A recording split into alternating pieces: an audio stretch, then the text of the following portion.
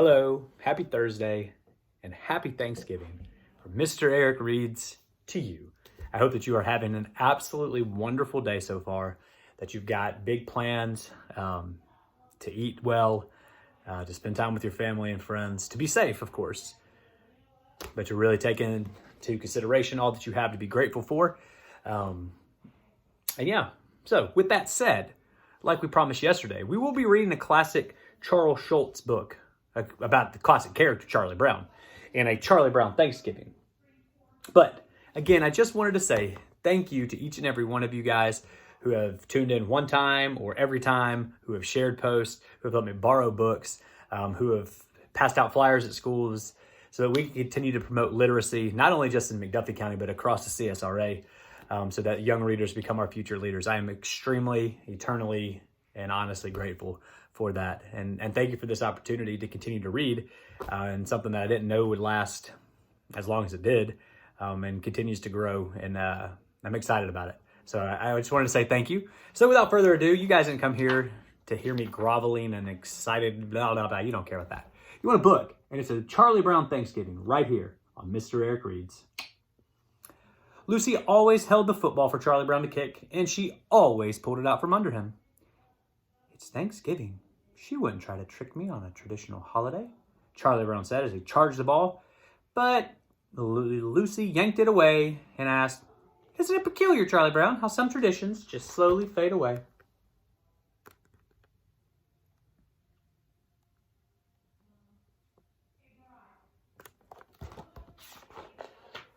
"Holidays always depress me," Charlie Brown said as he checked the mail. "I know what you mean," replied his little sister Sally. "Why should I give thanks on Thanksgiving? What do I have to be thankful for? All it does is make more work for us at school."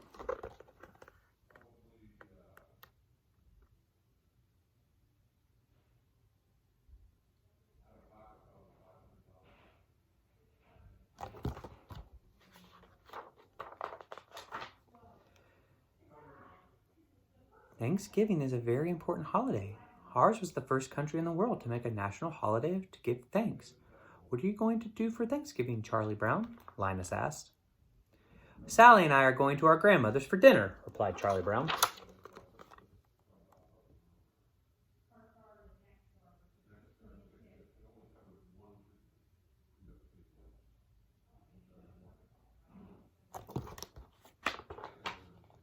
Ring, ring. "Hi, Chuck.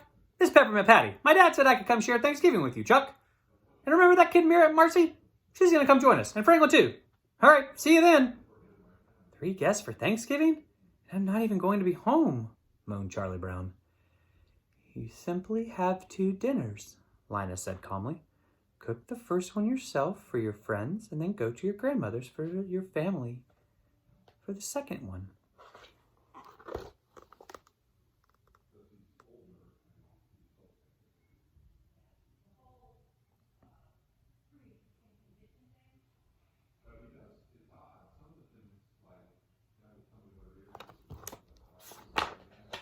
Charlie Brown's dog Snoopy was ready to help.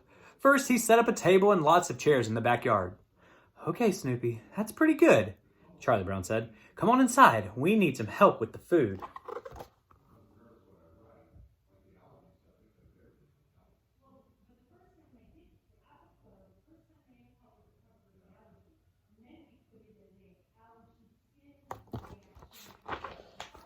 The kids set up an assembly line to make Thanksgiving dinner. Charlie Brown and Linus put bread in toasters. When the toast popped up, Snoopy spread butter on it. Then Snoopy raced around the kitchen making popcorn and filling bowls with jelly beans, potato chips, and pretzels. Soon everyone arrived, and it was time for Thanksgiving dinner.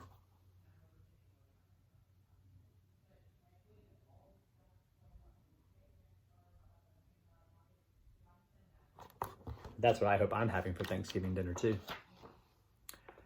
"So, before we are served, shouldn't we say grace?" asked Peppermint Patty. Linus stood up. "In the year 1621, the Pilgrims had their very first Thanksgiving feast. Elder William Brewster, who was a minister, said a prayer, and it went something like this. We thank God for our homes and our food and our safety in the new land, and we thank God for the opportunity to create a new world of freedom and justice." "Amen," Peppermint Patty said.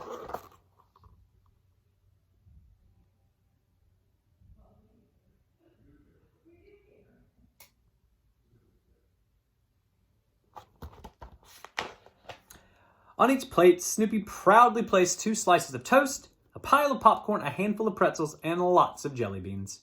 Then he sailed each plate down the table like a frisbee. What blockhead cooked all this? Peppermint Patty said angrily when she saw the funny food. Don't you know anything about Thanksgiving dinner? Charlie Brown got up from the table and sadly walked away.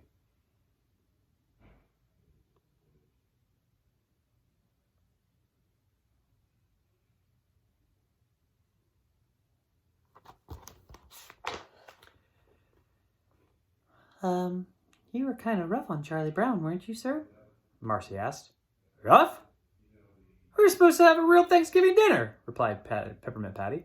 Sir, asked Marcy, did he invite you to dinner, or did you invite yourself and us too? I never thought of it like that, Peppermint Patty admitted. Marcy, maybe you can go to old Chuck and patch things up for me, she asked.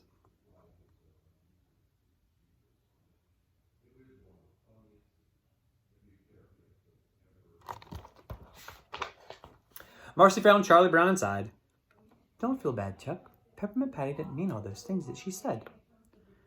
I just feel bad because I ruined everyone's Thanksgiving, said Charlie Brown. But Thanksgiving is more than eating, Chuck, Marcy said. We should just be thankful for being together. Peppermint Patty peeked into the room. Apologies accepted, Chuck, old boy? Sure, Charlie Brown said.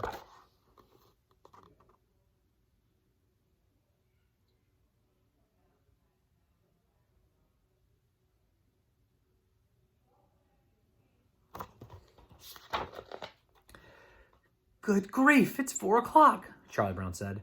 He called his grandmother and told her that all of his friends were still there and that none of them had eaten dinner yet, so she invited everyone to Thanksgiving dinner at her house.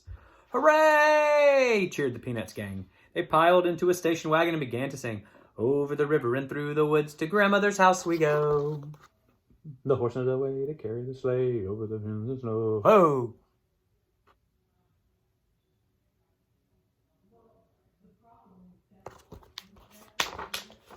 Back at Charlie Brown's house, Snoopy and Woodstock decided to celebrate Thanksgiving on their own with a turkey dinner and all the trimmings. Happy Thanksgiving.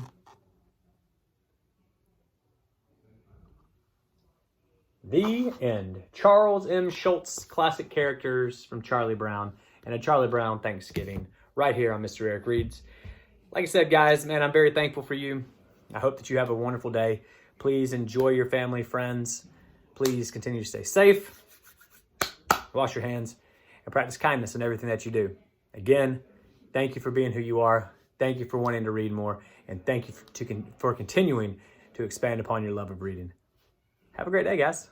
I'll be back tomorrow. Y'all take care.